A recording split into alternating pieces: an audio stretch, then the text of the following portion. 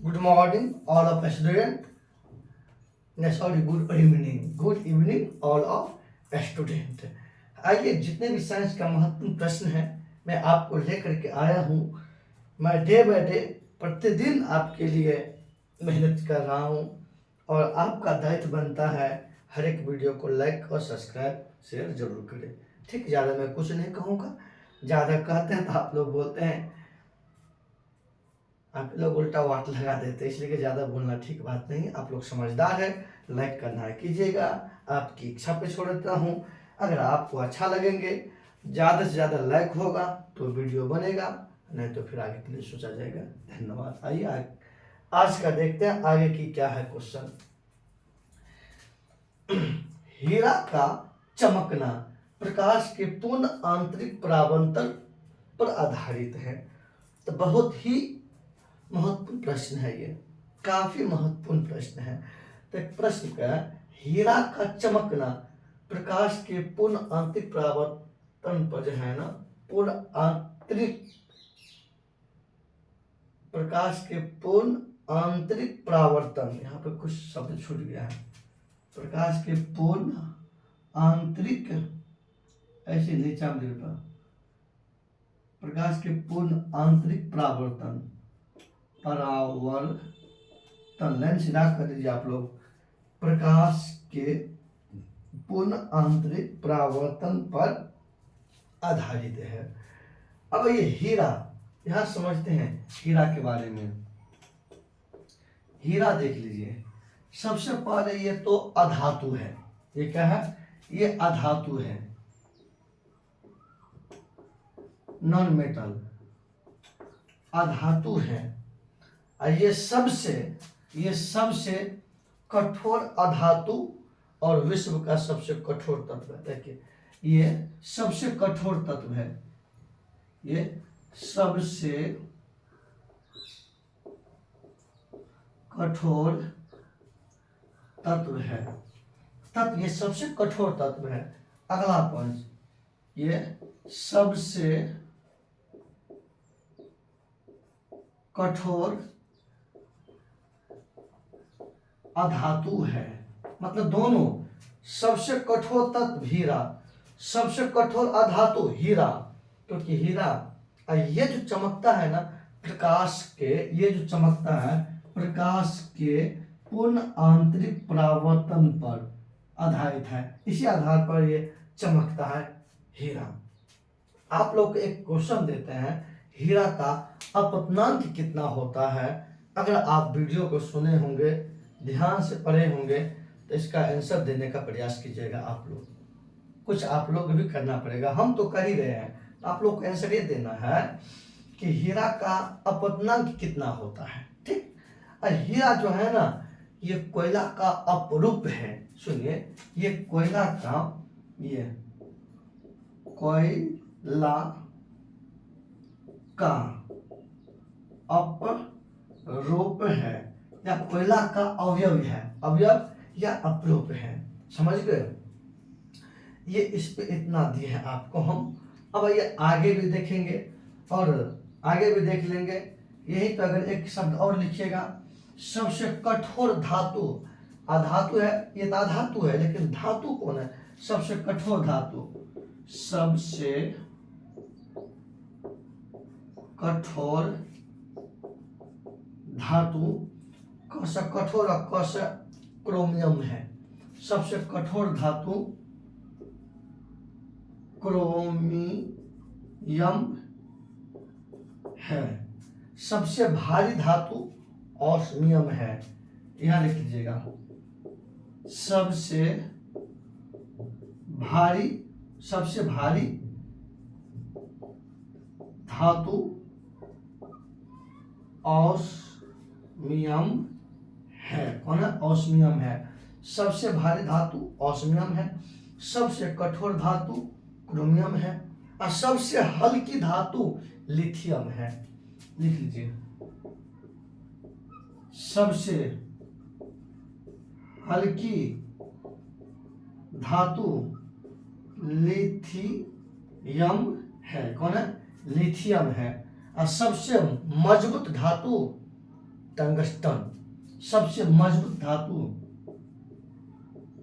सबसे मजबूत धातु टंगस्टन है, टंगस्टन है। लिख लीजिएगा, फिर से एक बार बोल देता हूँ, ये जितने भी पॉइंट मैं लिखा रहा हूँ ये काफी महत्वपूर्ण है। सोच लीजिए आपकी क्लास ही हो रहा है एक तरफ से, तो आप कम से कम अच्छी तरह से जो हम कर रहे हैं आप इसी प्रकार से आप हमारे साथ करते भी चलिए। आइए, हीरा अधातु है, ये सबसे कठोर तत्व है, ये सबसे कठोर अधातु है। ये जो चमकता है प्रकाश के पूर्ण आंतरिक परावर्तन के सिद्धांत पर। ये कोयला का अपरूप है, हीरा कोयले से बना है, कोयले के ही बदला हुआ रूप हीरा है। हाँ, ये कुचालक है, ये कुचालक है, कुचालक मतलब कुचालक उसे कहते हैं जो अपने से होकर के करंट विद्युत प्रभावित नहीं होने देता है, उसे कुचालक कहते हैं, नॉन कंडक्टर कहते हैं। आइए, कोयला का अपरूप है, सबसे कठोर धातु क्रोमियम है, सबसे भारी धातु ऑस्मियम है, सबसे हल्की धातु लिथियम है, सबसे मजबूत धातु टंगस्टन है। इतना आप लोग कर लिए होंगे इस साइड, तो ताकि हम इस साइड से बताते हैं ताकि आपको लिखने में कोई दिक्कत भी ना हो। आइए आगे चलते हैं अपना सब। टमाटर में लाल रंग लाइकोपेन के कारण होता है। प्रश्न काफी पूछे जाते हैं। टमाटर में लाल रंग लाइकोपेन के कारण होता है। टमाटर में लाल रंग लाइकोपेन के कारण होता है।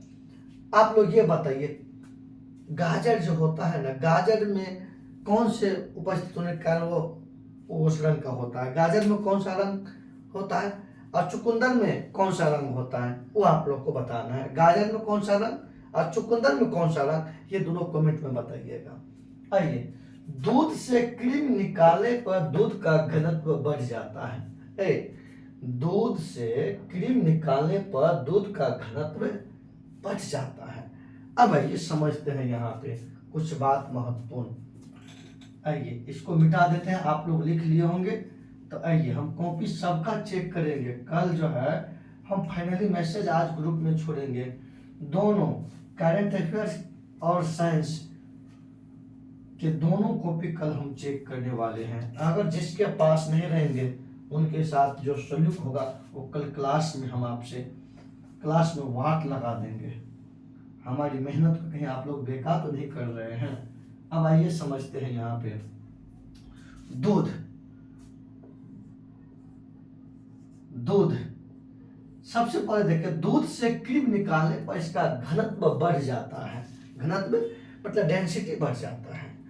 अब देखिएगा, दूध का जो पेड़ते हैं रस्सी में लेके, ऐसे मशीन को ऐसे ऐसे चलाते हैं रस्सी में बांध करके, तो दूध से क्रीम निकालने वाला मशीन अपकेंद्र बल के सिद्धांत पे कार्य करता है। यहां लिखिए, दूध से क्रीम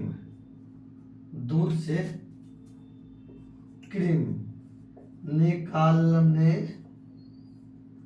वाला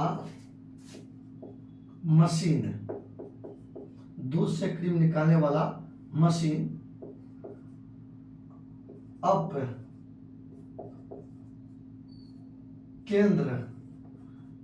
अपकेंद्र बल के सिद्धांत पे कार्य करता है। लिख लीजिएगा आगे, दूध से क्रीम निकालने वाला मशीन अपकेंद्र बल के सिद्धांत पर कार्य करता है। बस कुछ शब्द आप भी जोड़ लीजिएगा, कुछ हम भी दे दिए हैं। अब आइए एक बात और देखते हैं, operation flood. Operation flood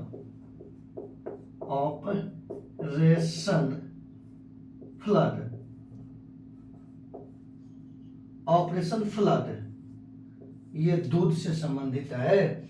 operation flood किससे है? दूध से संबंधित है।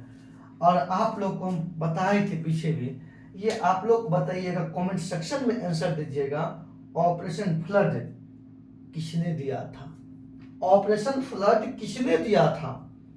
अगर सभी छात्र इसका आंसर आज ग्रुप में लिख के भेज रहे हैं तो मान जाएंगे कि आप पढ़ने वाले हैं। तो दीजिएगा आप लोग। आइए, श्वेत क्रांति, श्वेत क्रांति दूध से संबंधित है, दूध से संबंधित है। श्वेत क्रांति दूध से संबंधित है। दूध का पीएच मान, दूध का पीएच मान 6.5 होता है। देख लीजिएगा, आप लोग सही कीजिएगा, हम तो लिख दिए, अब गलत है कि सही आप लोग। दूध का पीएच मान 6.5, देखिएगा अब ये होता है कि नहीं होता, देख लीजिएगा खुद। तो ये आपको हो गया महत्वपूर्ण बात। अब आइए ध्यान से देखते हैं, यहाँ से दूध से क्रीम निकालने पर दूध का घनत्व बढ़ जाता है। अब आइए, अब आगे देखते हैं।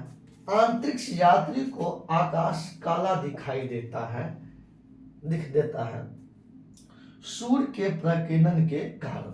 सूर्य के प्रकीर्णन के कारण, सूर्य के प्रकीर्णन, प्रकीर्णन क्या होता है? एक शब्द आया यहाँ पे, हम थोड़ा सा प्रकीर्णन के बारे में बताते हैं। प्रकीर्णन क्या होता है थोड़ा सा समझिए उनके बारे में, ये प्रकीर्णन क्या होता है, आप लोग भी लिख लीजिएगा। प्रकीर्णन, प्रकीर्णन क्या होता है? जब सूर्य की किरण वहां से चलती है तो वायुमंडल में ढेर सारा धूल कण मौजूद रहता है, उससे टकरा करके हर एक दिशा में फैल जाना प्रकाश का जो है ना प्रकीर्णन कहलाता है।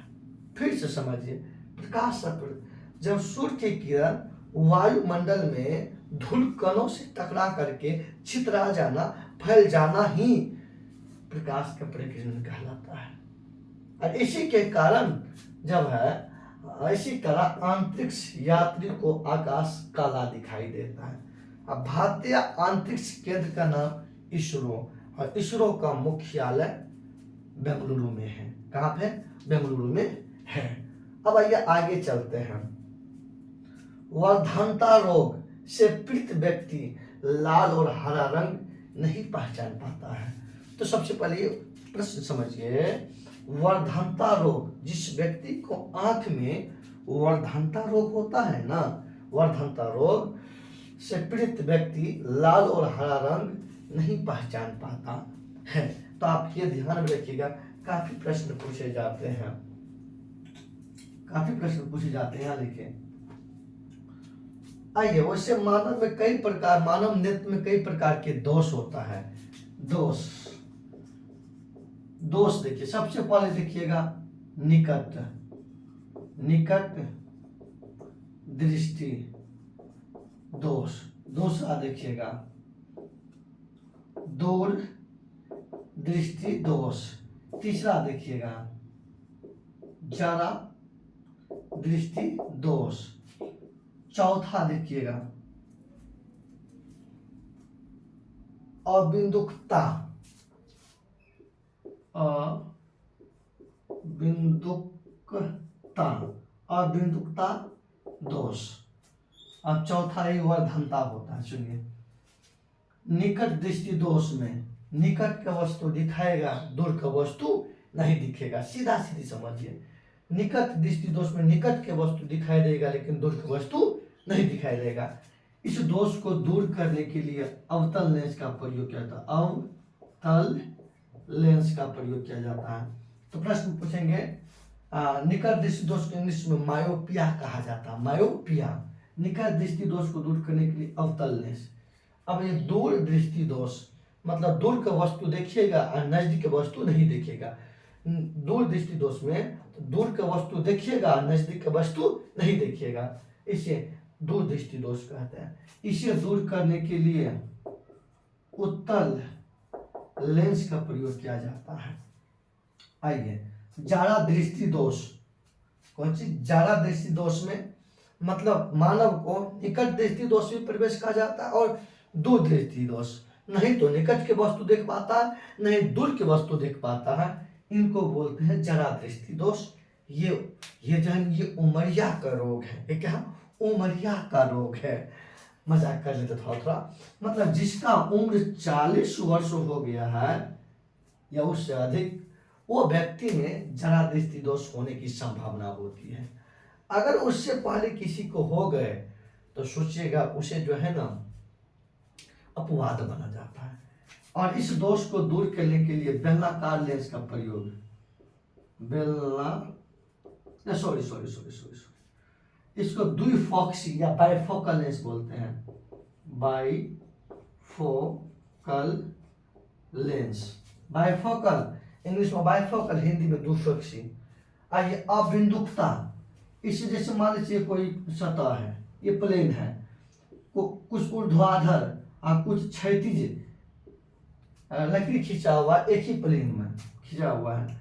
तो जिस व्यक्ति को ये दोष होता है ना, वह व्यक्ति अगर एक साथ अगर ये लाइन देखेगा तो ये उसको दिखाई नहीं देगा, अगर इसको ये दिखाई देगा तो ये दिखाई नहीं देगा, जबकि एक ही जगह खींचा हुआ है। लेकिन इसको बोलते हैं अभिमुखता। इसे दूर करने के लिए बेलनाकार लेंस का प्रयोग किया जाता है। अब आइए, हो गया, आप लोग लिख लीजिएगा। अभी आगे चलते हैं। मतलब वर्धनता रोग से पीड़ित व्यक्ति लाल और हरा रंग को नहीं पहचान पाता है। आइए, समसूत्री विभाजन काई कोशिका में होता है। तो वही सबसे पहले समसूत्री विभाजन, आइए यहाँ इसको लिख लिए होंगे आप लोग, हम मिटा देते हैं इसको, आप लोग भी लिखिएगा, काटिएगा मत कॉपी में, तो हम मिटा रहे हैं, आप लोग काटते चलिएगा, आप लोग महान है ना। इसीलिए कहते हैं आग लगा दो पानी में जवानी उसे कहते हैं, और छिल्लो सिलेक्शन इस बार कहानी उसे कहते हैं, उसे कहते हैं। अब आइए आगे देखते हैं अपना सब, अब क्या देखते हैं, आगे देखते हैं। आइए, कोशिका विभाजन सबसे पहले देखते हैं। कोशिका विभाजन, कोशिका विभाजन को कोशिका विभाजन का सिद्धांत दिया था विर्चाओ ने।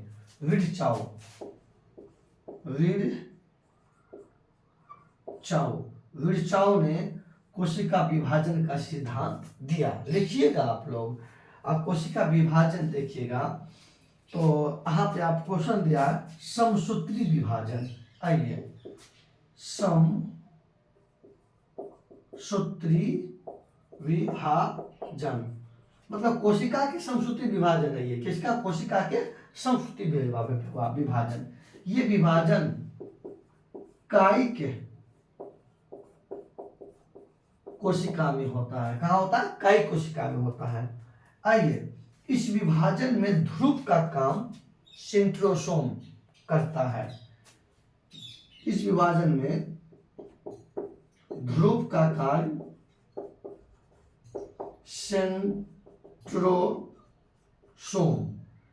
सेंट्रोसोम हिंदी में तारक करता है। तो इतना चीज पूछे जाता है कि समसूत्री विभाजन ये मानव कोशिका में होते हैं, अपना लोग में ही समसूत्री विभाजन होते हैं। और इसमें जो विभाजन होता है, इसमें पोल का जो काम करता है, ध्रुव का काम करता है सेंट्रोसोम।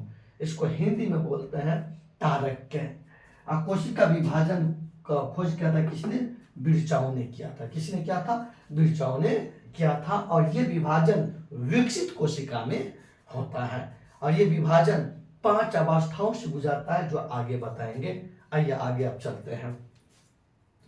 तो समसूत्री विभाजन काई कोशिका में होता है। आइए, द्रव अवस्था में पाए जाने वाले धातु पारा है, और बाकी बात धातु के बारे में बता दिए थे सर। आइए, सबसे सक्रिय धातु तांबा है। सबसे सक्रिय धातु क्या है, तांबा है। द्रव अवस्था में पाए जाने वाला धातु कौन है, पारा है। आइए, परमाणु के नाभिक की खोज रदरफोर्ड ने किया था। परमाणु के नाभिक का खोज रदरफोर्ड ने किया था। अब आइए समझते हैं कुछ यहाँ पे थोड़ा सा, फिर आप लोग ये लिख लिए होंगे। थोड़ा सा पानी पी लीजिए, आज दिन भर वीडियो बनी रहा है, उसके बाद फिर आगे बताता हूँ।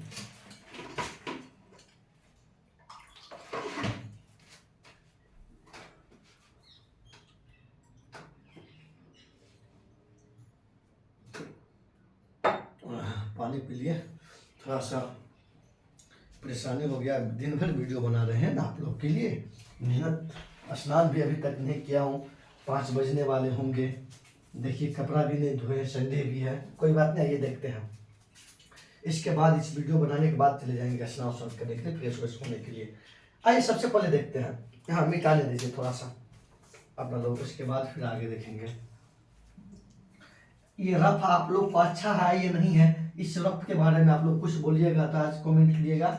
ये रफ हम सही कर रहे हैं कि गड़बड़ कर रहे हैं, अगर सही है तो यस करिएगा कि हाँ यस सर सही है, इस प्रकार की रफ होने दीजिए। अगर आप लोग को ठीक नहीं लगे होगा तो बोलिएगा सर इस प्रकार की रफ ना करे, तो हम इस शॉर्ट में भाग जाएंगे। अब ये देखते हैं परमाणु। परमाणु, सबसे पहले परमाणु का खोज किया। परमाणु का सही, परमाणु उदासीन होता है। ये जो है उदासीन, परमाणु कैसा होता है? उदासीन। परमाणु के 3 मौलिक कण हैं। आइए, इलेक्ट्रॉन,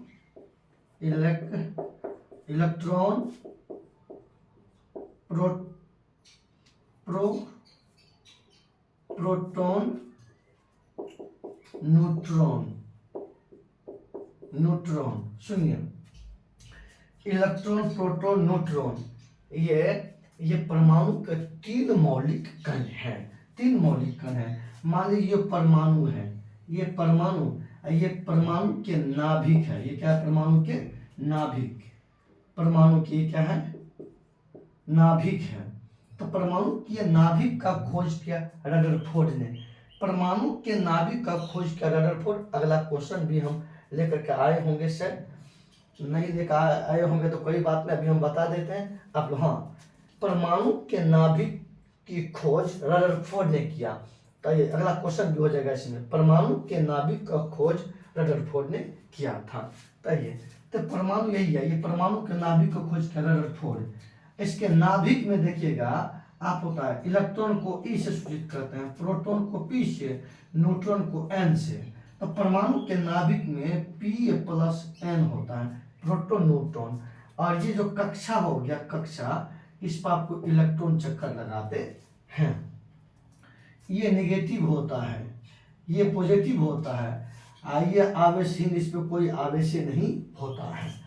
तो ये नेगेटिव, पॉजिटिव, ये आवेशहीन होता है। तब भैया ये देख लेंगे परमाणु कैसा होता? उदासीन होता है। उसके बाद आइए आगे चलते हैं। तो परमाणु के नाभिक का खोज रदरफोर्ड ने किया। उसके बाद आइए, तत्वों को सबसे पहले वर्गीकरण डॉबरेनियर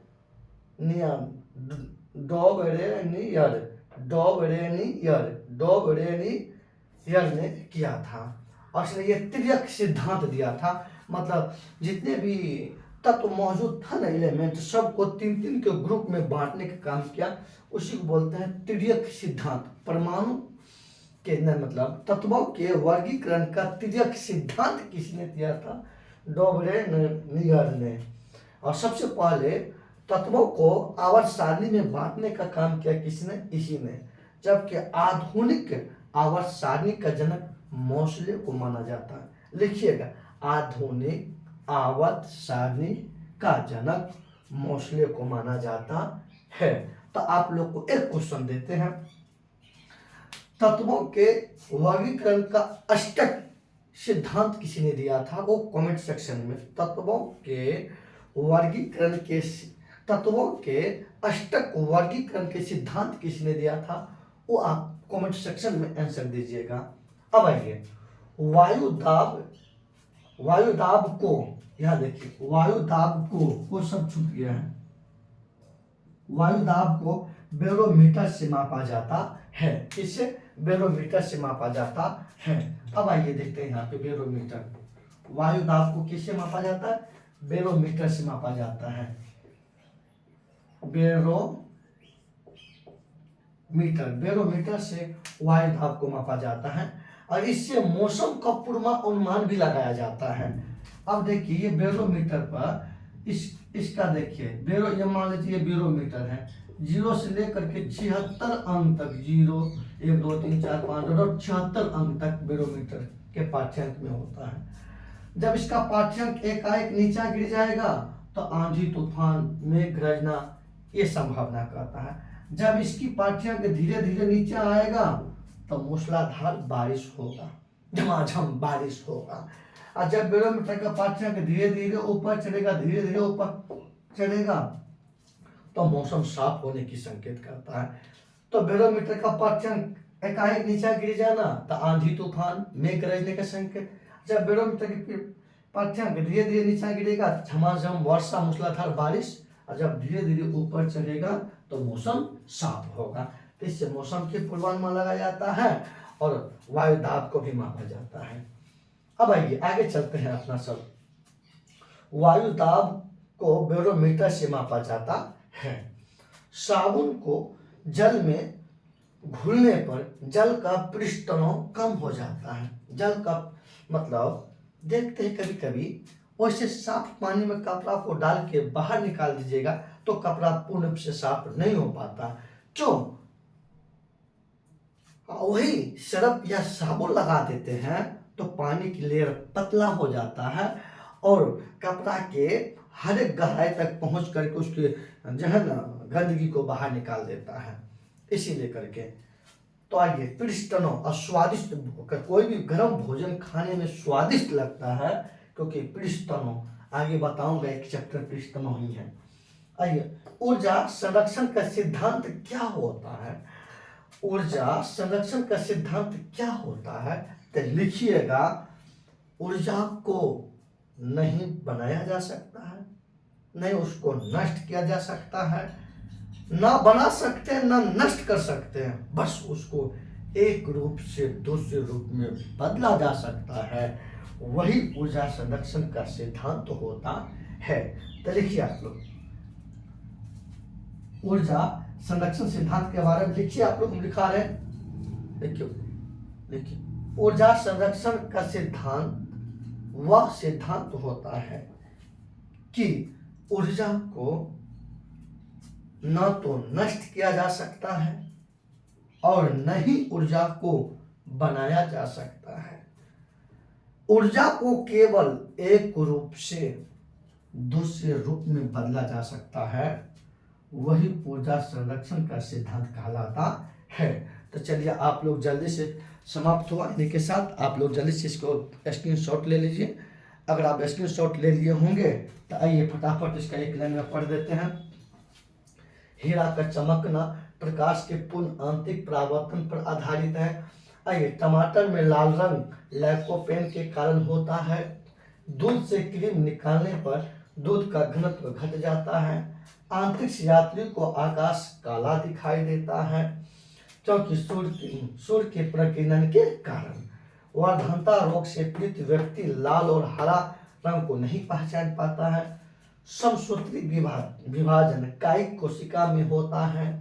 द्रव अवस्था में पाए जाने वाले धातु पारा होता है। परमाणु के नाभिक की खोज रदरफोर्ड ने किया था। तत्वों को सबसे पहले वर्गीकरण डॉबरेनियर ने किया था।